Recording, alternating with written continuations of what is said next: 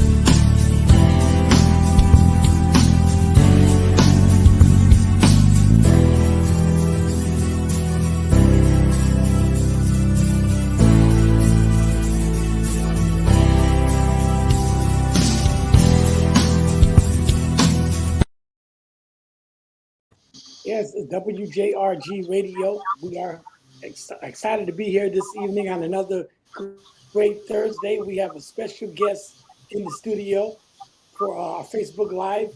Yeah, my man Tony Terzi. But let me just say to Dr. Wayne, how you doing, my brother? Can y'all hear me good? Man, I'm doing all right, Jerry. I'm excited about today, man.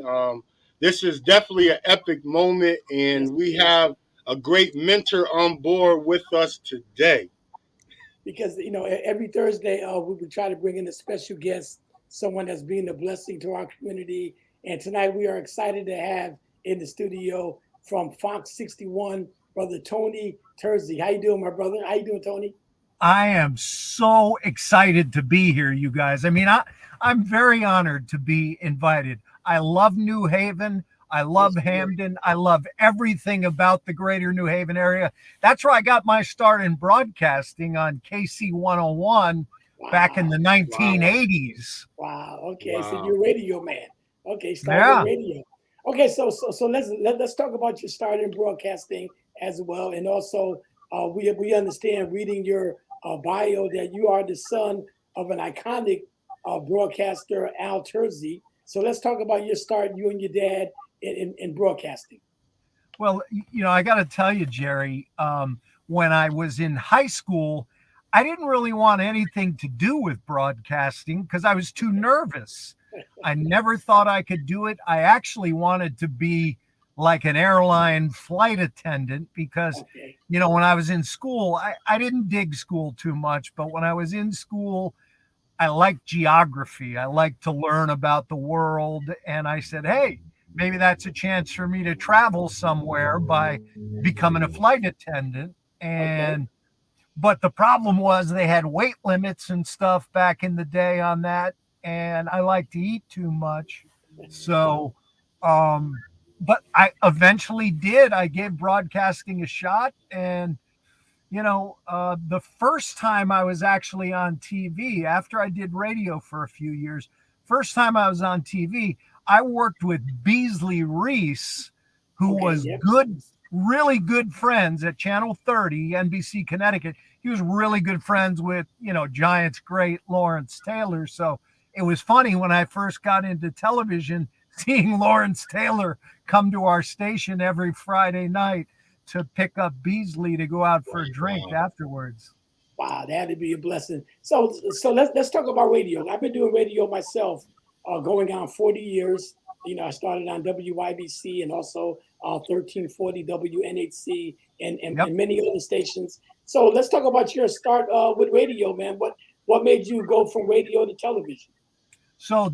And I'll tell you, if there's anybody listening, if they have kids, grandkids who want to give their son or daughter advice about getting into this business, my dad always told me, you got to develop your personality before you go on television.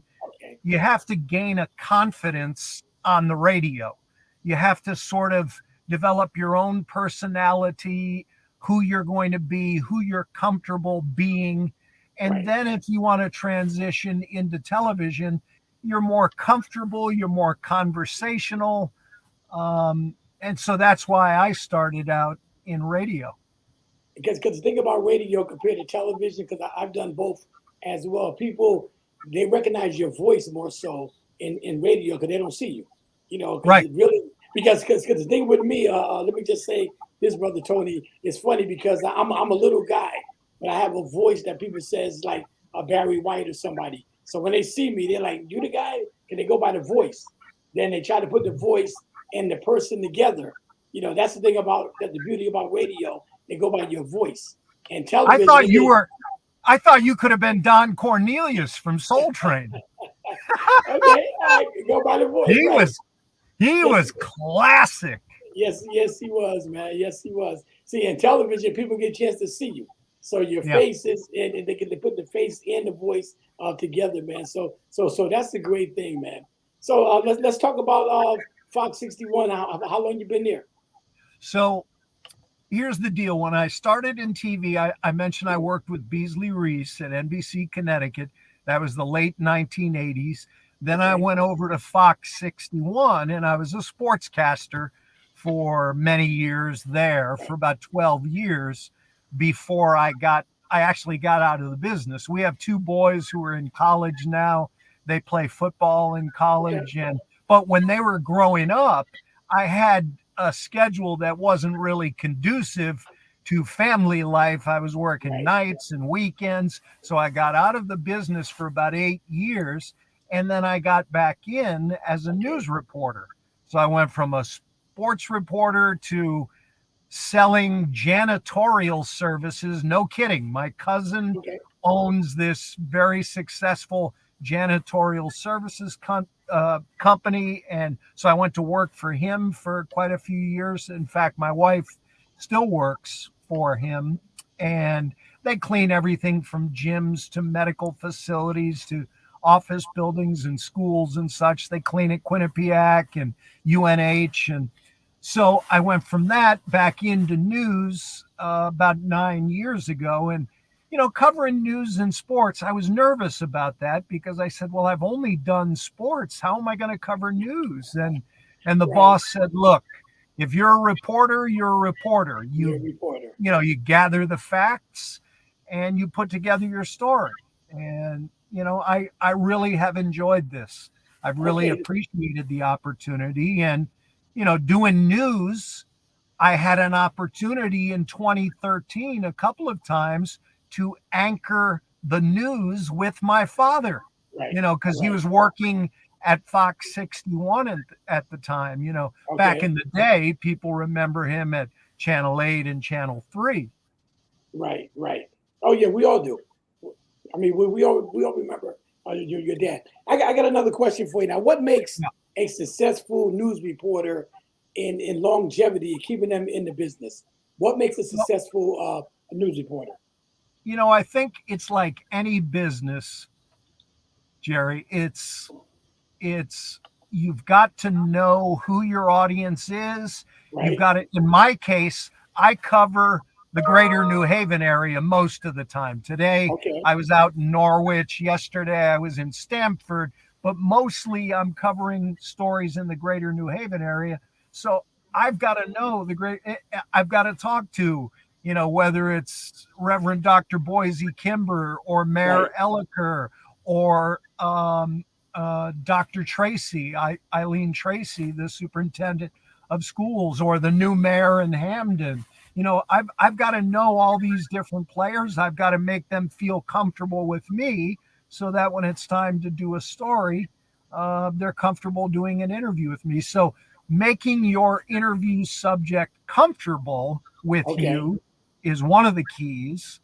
Okay. And making sure, even if there's not a story that you read about in the paper or hear Right. about on the radio, be in touch with them periodically, the key players that you're going to be interviewing, including the governor's office, and just let Right. them know that you're out here. You want to know if there are any stories that they'd like to tell about any subject matter. So just making your presence known without being a pest. Well, one person I'm glad you got to know was Dr. Wayne McCrae. That's how we got you on Action First broadcast. And I do want to It's say this is Action First broadcast with Dr. Wayne McCrae and myself, Jerry Green, with W.J.R.G Radio. And our special guest tonight is Brother Tony Terzi from Fox 61 news, and he's a sports reporter as well. So we're going to get into sports a little Sure. bit. But I do want to ask you, what is your favorite sport, man? The NBA, Well, hockey, NFL, or baseball, or what? I got to tell you, it's football, and Okay. whether it's high school, college, NFL, I've gotten to know Reggie very well at Hill House Wow. Okay. because our two boys played high school football against Hill House. And so Okay. I got to know him well. And now my two boys play in college. They play Division III football, but it's great. Wow. And the thing is, they play against each other. So that's Right. a little weird. They Wow. Yes, play. it is. That's And so then you got this. to pick, and you can't be on either side because you got both No, opinions. Right. That's what I'm saying. I agree. like this last year when they played against each other, one kid was leading at halftime and the other kid won the game. So it Wow. was That got to be a challenge. Now, and speaking. football. I love football. I'm a New York Giants fan. I know that stinks, Uh, well, in the last decade. I got a sports talk show every Tuesday on this radio station, and we have a few guys that like the Giants as well. All right, Yeah. so in basketball, I know you heard about the GOAT debate. Team Michael Jordan, LeBron James. I throw Bill Russell in there and Kareem. Have you ever considered who might be the GOAT in the NBA? Have you ever heard You about know, that debate? I just think the league was so different at each different stage. Right. Okay. I agree. Hey, Bill Russell, Michael Jordan, and LeBron James all. What about Kobe Bryant? And Kobe Bryant, the late Kobe, right? The late Kobe, God rest his soul. I mean, there are those guys. Some people would throw Larry Bird in there. I wouldn't. Larry Bird was great, but I Yes, mean, yes, he was as great. a Right. transcendent figures, I mean, Bill Russell, what did he win? Right. Like He 11 rings or won something 11 with the rings, Celtics? 11 out of 13 years, Yeah. and won 8 in a row too, 8 in a row. So It's I mean, crazy. but a lot of people they like to bring that back because at that time it was only 8 teams, so they don't. Right. And then a lot of the younger this generation they don't know who Bill Russell is. So he's kind of lost, in Listen, history. listen, LeBron James could be a tight end or a defensive end in the Right, NFL, and he's an unbelievable player. Michael right. Jordan, here's Michael Jordan, a guy who got cut from his high school basketball team From when the he high was school team, like a sophomore or right. something. Michael Jordan. Michael Jordan. I So, brought that up Tuesday during our sports talk show. I got another question for you, brother yeah, Tony. What is it like? All right, because I'll give you a story. I was in the hospital back in July. All right, and I was in there for 9 days, and I've been doing radio for years. And a yeah. lot of people knew me because of my, like I said, my longevity in radio. All right, and that's one thing you can't hide when people know who you are when you're a public figure. What is it Yeah. like for you, man, being on television and you and your family going places and everybody recognize you? What is You that know, feeling like, and how difficult is it sometimes? it's not difficult. I feel uncomfortable just because it's like, knowing who my father is Right. and Oh, your knowing the father's a legend. respect, knowing the respect that he's garnered in the business and how people love him so much. When people say, "Oh, can I have your autograph or whatever?" I said, "You don't want my autograph." I get embarrassed by it, but I Right. still think it's very nice when Okay. people recognize who you are. I think that's pretty neat. Yeah. Yes, it is. And but it just go to show that if we're doing it for so long and people recognize and respect what you're doing, that is a great honor. All right. It So is. also, also, Tony, what is the greatest achievement, right, or the accomplishment that you're proud of the most, in being a successful news reporter or anything? What is your greatest achievement Well, you feel in life? my greatest achievement, um, is my wife and our two sons. I mean, Okay. because without their support, and they're all three of them are so different, but we all fit together so well. And I'm very thankful. I'm very blessed. I mean, I think about these families in Ukraine. You know, Right. if I was in Ukraine, Jerry, right now, my Yes. family would be leaving our house and would be in Poland or Romania or something. And I would have, some sort of a gun waiting That's right. for the That's right. Russian soldiers. I mean, so Right. I'm blessed to have Yes, my we are. family. Jerry, I have a cousin who lost his mother, who Wow. lost his two brothers, and you know, it's unreal. I mean, I can't understand how someone can cope with that loss. So I just feel blessed. Those are most um, my favorite and most blessed achievements, I would say. And you are blessed. And I want to say you are blessed, man. You know, just being a reporter and sharing some of the news that is affecting all of us. Now, also, do you feel that I'm going to switch gears a little bit? Do you Yeah. feel that Connecticut is doing enough or doing a good job with this coronavirus and also getting people vaccinated and getting the word out? You know, because Well, I know that. Go ahead. the kids, kids are not getting vaccinated. Kids Okay. between 5 and 11.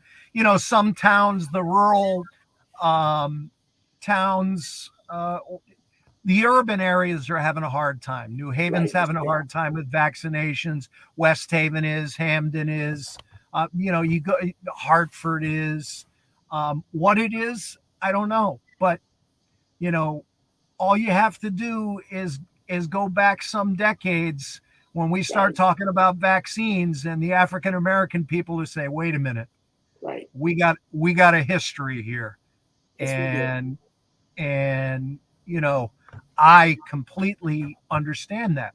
I also understand people who say, you know what, it's an experimental vaccine. Now I'm fully vaccinated. I've Right. had a booster, Yeah, me but too. that's how I feel.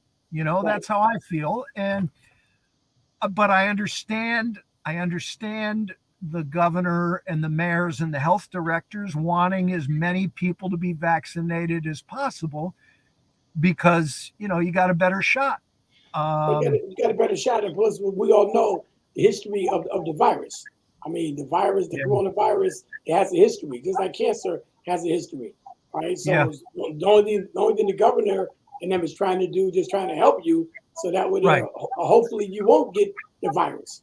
right. Again, nobody guarantee anything, but at least they're trying to do something to help you preventing from getting the virus.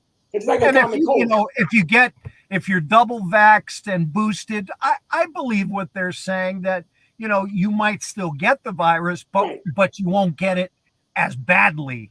Right. I mean, think about it. So You can catch a common cold if you don't have no any cough medicine or cold medicine. It could get yep. worse. We don't know how that will be if you didn't have the medicine or the money to get the medication.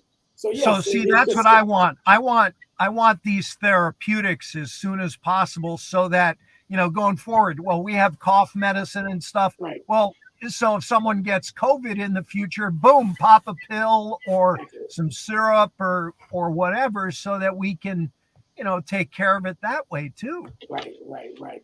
Dr. Wayne, you have any questions for Tony? Because Yeah, I got to yeah. keep going. Just one, and I'm looking at my internet over here, and it seemed like it's going in and out, but sometimes it'll just broadcast properly.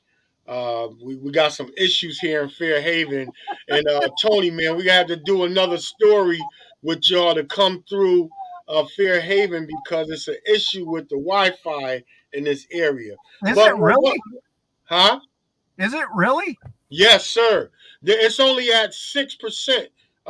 It seemed like every week, they're coming in and have to do something on the pole Oh, because it's not up to code in this area. no Okay. kidding. Who do Yeah, you yeah. have? Who do you have, Dr. Wayne, for your internet provider? I have Frontier. I have Frontier. Okay. Yeah. Okay, we had Frontier as well at home, and we had issues a couple years ago when COVID started. Our boys were home from school, and we didn't have enough strength in our house for the internet, so we had to make a switch, and it worked out for the better. And Frontier was fine until the pandemic started for us, and maybe other people have had good luck, but I got Frontier too, but I got the high stream. I make sure that okay, you're one of them.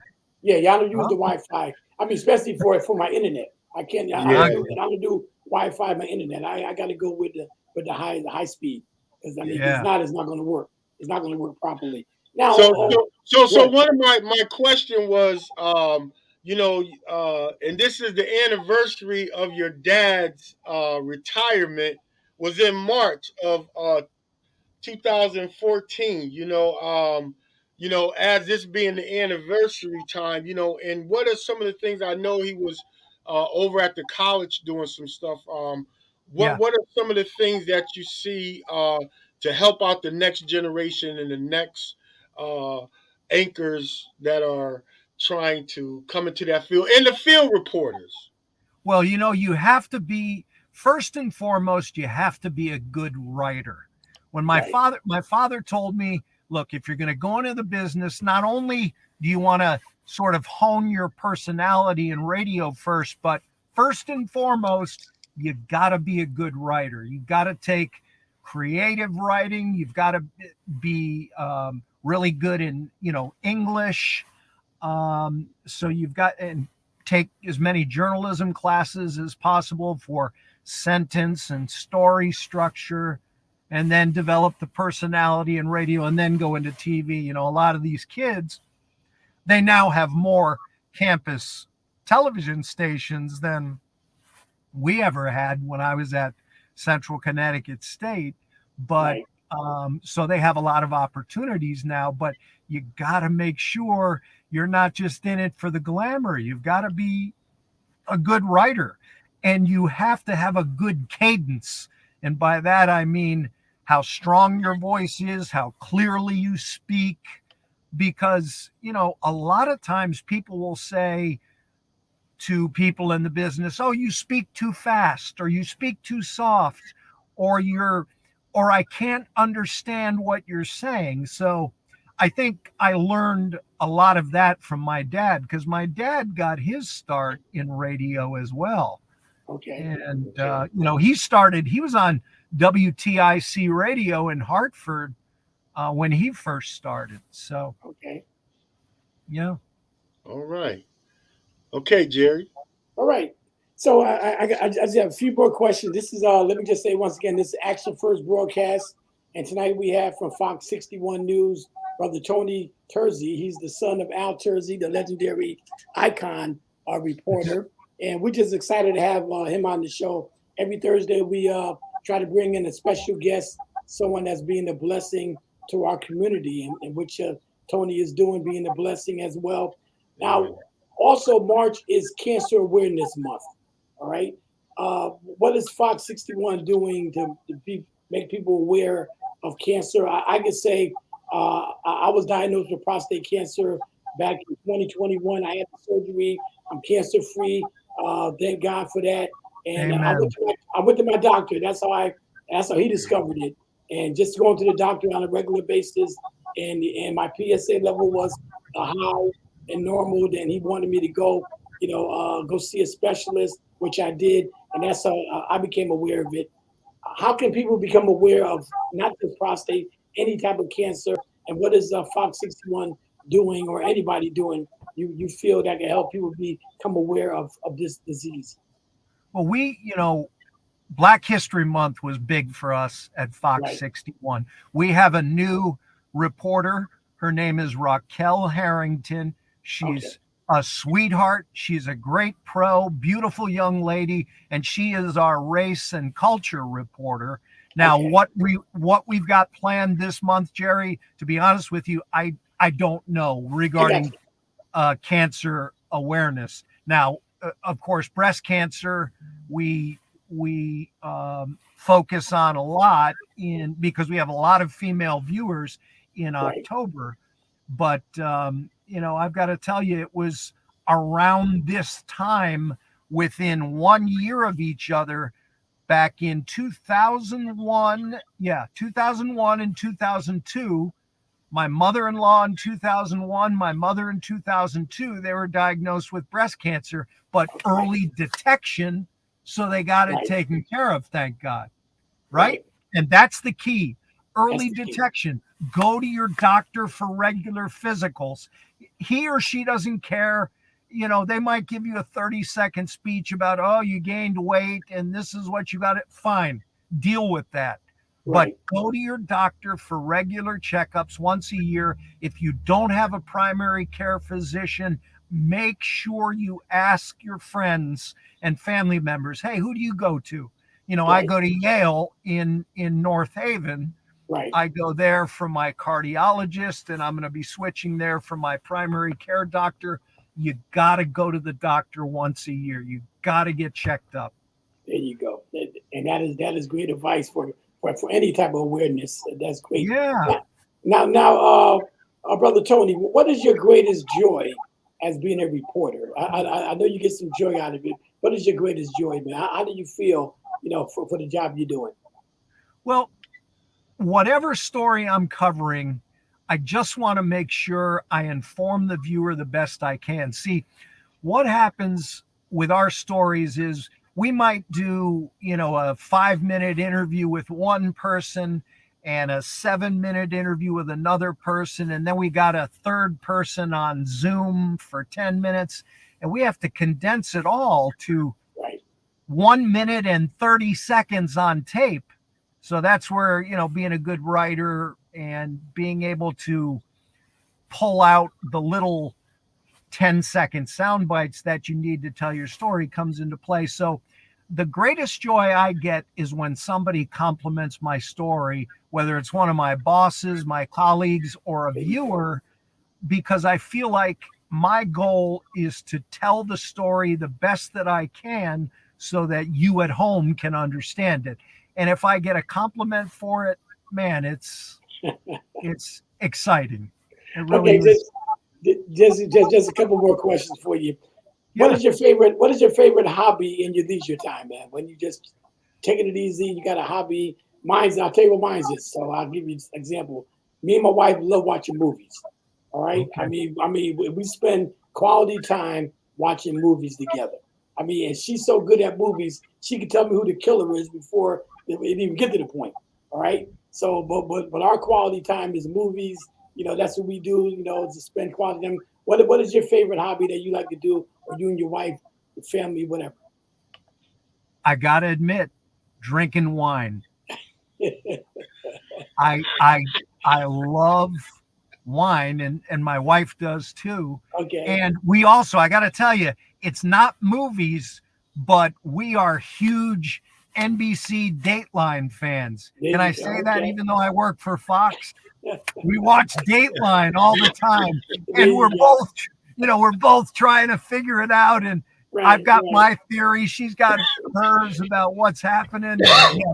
We love Lester Holt and Keith Morrison, and so I'm kind of boring. No, that's not boring. That's something you like doing. All right. Yeah. Now, what advice would you give someone that's young that looks up to you and they want to become a news reporter or getting to the broadcasting field? Because I started at Connecticut School of Broadcasting. Yeah. I first got into radio and television. What advice would you give someone that want to follow your footsteps?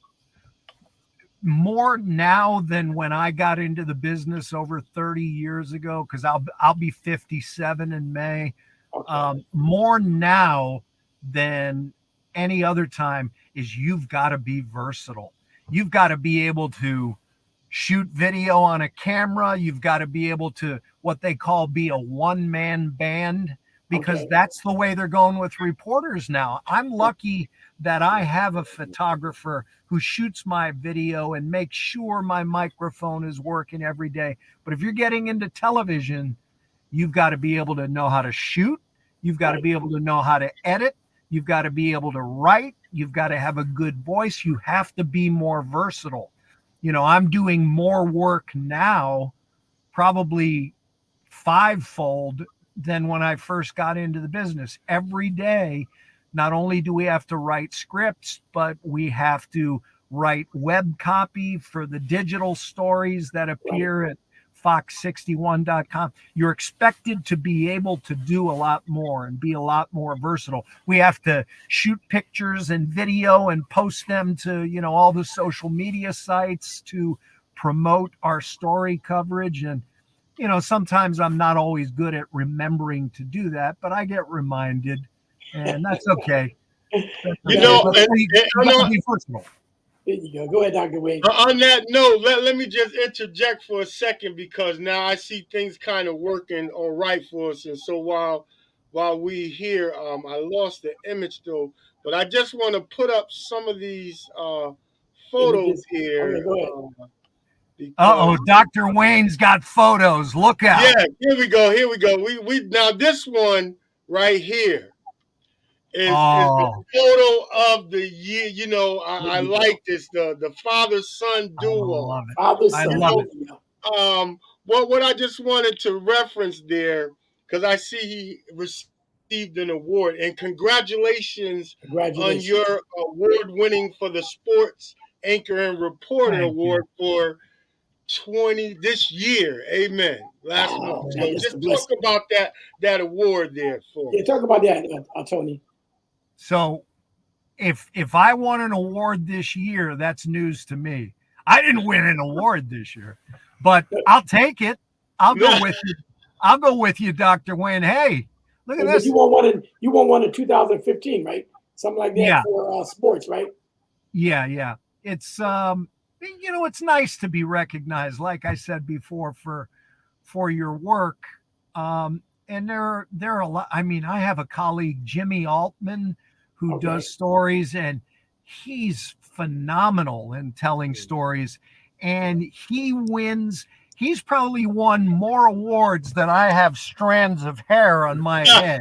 I mean, that's the tough thing about being in your upper 50s now. You got you're follically challenged, but it's nice to be recognized, whether it's by a viewer or peers who are judging your work and giving you an award. It's nice. That picture that you had of me and my dad, I'm trying to remember, that was probably around 2014-ish or so.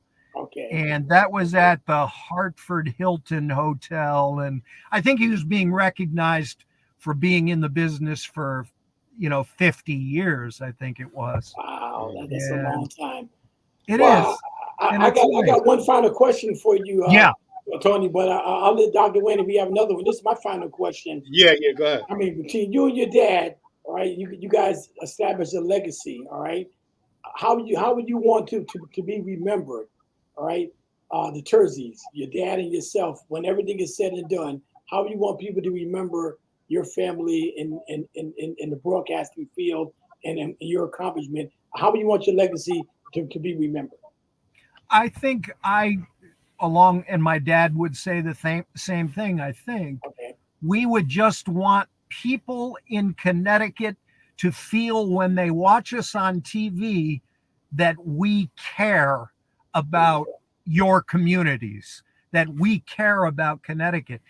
I've lived here all my life, with the exception of right after I was born. We lived in West Texas in San Angelo on an Air Force base. My dad didn't see me until I was like 11 months old. He was in the service. Okay. And that picture right there that you're showing is of me at the Moore Field House at Southern Connecticut State University 2 years ago. The guys you see in the background are National Guardmen and women who were setting up a field hospital in case COVID went completely bonkers and they overflowed the hospitals. They would have a field hospital at Southern, which they never really had to use. They had one up at Middlesex Hospital in Middletown as well. I think one out in Torrington or Litchfield.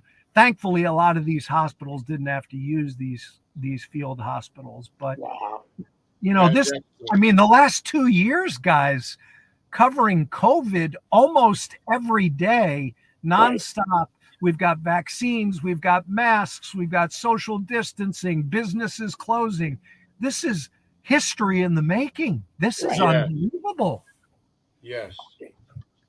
You All right, know, so my question, you know, and I'm gonna reference that again because of all what we're dealing with now, and you know, Tony, man, you're a mentor, and I appreciate all that you do because you put in more hours than sleep, so to say, you know. So it's really to keep the community enlightened on all that's going on around us because you know, as being a spiritual leader, you know, I keep the Bible in one hand, and then now we have to keep the newspaper in the other hand.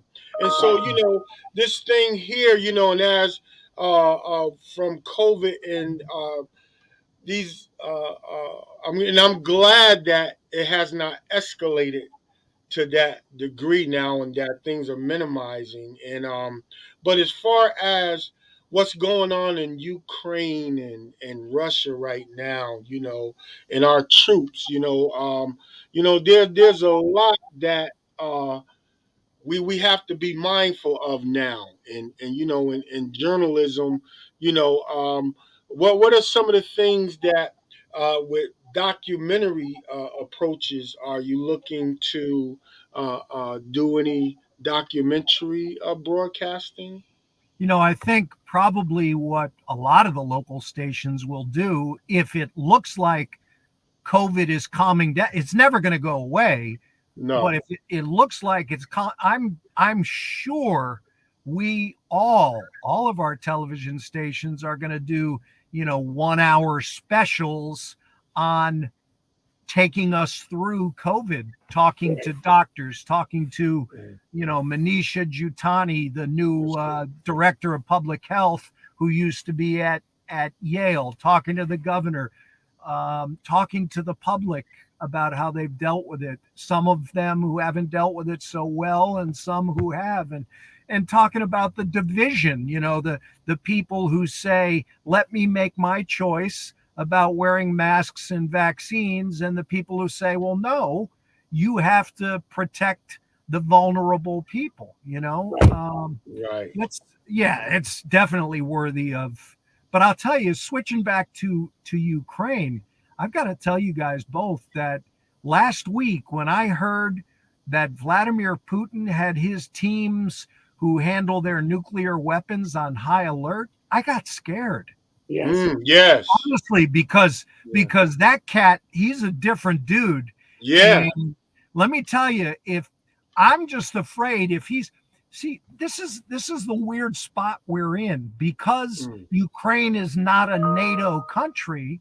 It's mm. not part of the EU.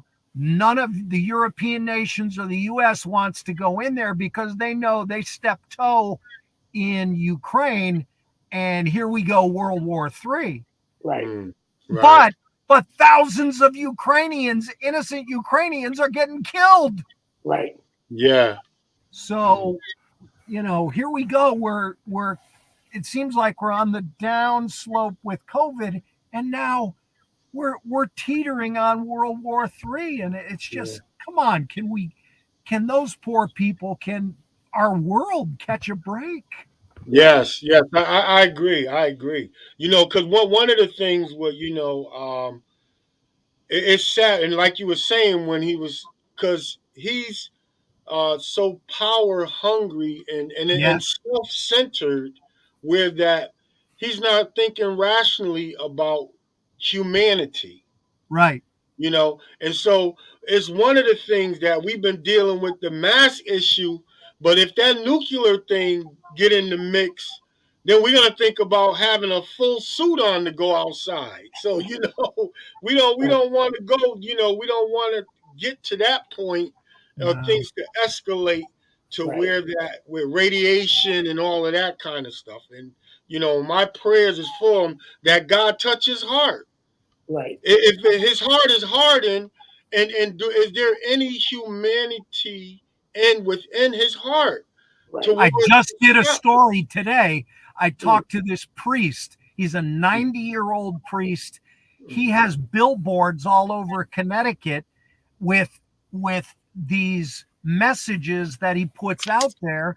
And he said just that, Dr. Wayne. One of his billboards is basically saying, pray that, Jesus touches Putin's heart. Yes. Right. Yes. So, Yes. Yes. Well. I mean, since we're talking spiritual a little bit, the Bible does says in the last days going to be wars and rumors of wars. I was just going to say that to you guys, and I'm like, every time I think of that, I think, is this what the Bible was talking about? Like now? Yes. The Bible is actually fulfilling itself right in front of our eyes. Bible prophecy, yeah. Yeah, I mean, it's fulfilling itself. All these diseases and these viruses, that's plaguing us. It's all in the Word. It's all in the Word. But Dr. Wayne, you have any more questions for our friend? Well, I just want to wrap it up, man. I tell you, man, this was really awesome. And Tony, man, we got to have you back on. No. Wayne, you got to have the big guy. Yes. You got to have Big Al on. Yes, for sure. Yes. Let's make that happen. Yes, we definitely do. Yes. Because cool. Action First, that's the name of the broadcast. And, that was instilled in me for a long time. But when I think about it, and as I was I reached out to you, and then I remember your dad. And see things that was embedded as a kid, because I watched him as a kid. And he always talked about action first, And so, when I started the broadcast over at Citizens Television, my thing was, what are we going to do to take action first? We have to take action first to awareness, enlightenment, and that's why me and Jerry connected, and we built this platform together through COVID from day one, because the theme is we're going to survive this thing. And that's prophetic too. We speaking it as bad as things want to take us out of here. We're confessing that we're going to survive this pandemic. Yes, we are. Amen. Yes, we are. Amen. Tony, I just want to say it's been an honor and a pleasure to have you on the show this evening. We had a lot of special guests over the year or so, but you're very special, man. Thank you. Appreciate having you, and tell your dad hello for us, and we're looking forward to having both of you guys on the show. And whatever his schedule, we'll work around it to make it happen. Oh man, that would be awesome. That would be awesome. That would be great. I'm sure he would love it. And so, Dr. Wayne and Jerry, stay in touch with me. One guest you guys have to have on, if you haven't had him already, former New Haven Police Chief Anthony Campbell, and he's now an assistant chief over at Yale. And that man, he went to Yale Divinity School. He's salt to the earth. He is a beautiful man and a great representative of the greater New Haven area. So, we're going to do that. Yeah. We're going to do that. All right. Well, Dr. Jerry, is there anything else? Because, me and Dr. Jerry received our humanitarian doctrines. That's how we obtained the title of the doctors, because it's through our humanitarian efforts. And we both have received a presidential award through Heart Bible Institute. I love it. This year. And, I just thank God for Jerry. We're just servants. That's all, the titles, we're just here to serve our community and build relations. And I'm looking forward for us doing some more stuff together, working together, man, and doing some documentaries to bring for Connecticut and build and keep building. That's nice. Tony, stay healthy, man. Stay healthy, all right? I will, and I'm glad. Hey, listen, Jerry, with your situation with it was the colon cancer? No, prostate. It was prostate. Prostate cancer. Prostate cancer. I'm so happy for you that you got it taken care of. Yes. God bless you. God is good. God But bless you. but the one thing I learned, Tony, so I'm 66 years old, right? Okay. I'm a very healthy man. But when that news broke to me about cancer, that really hit me hard. But I learned something. Never take your health for granted. All right. You're I mean, right. when I was in the hospital, I saw people because I never been in the hospital before, and I Mm. saw people. You know, first of all, you couldn't even get a room. Number one, every room at Yale New Haven Hospital was taken. I had to wait almost 11 hours to get a room. So that Wow. really show us how we take our health for granted. All right. Mm. So I learned that health is important. Taking care of yourself is important, and don't take life for granted because it can come and go just like that.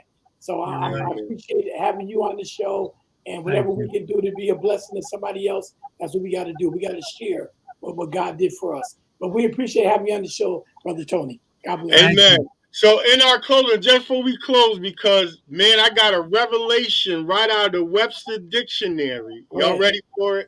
Ready. Healthy, abbreviated, is heal thy. HEAL:'THY.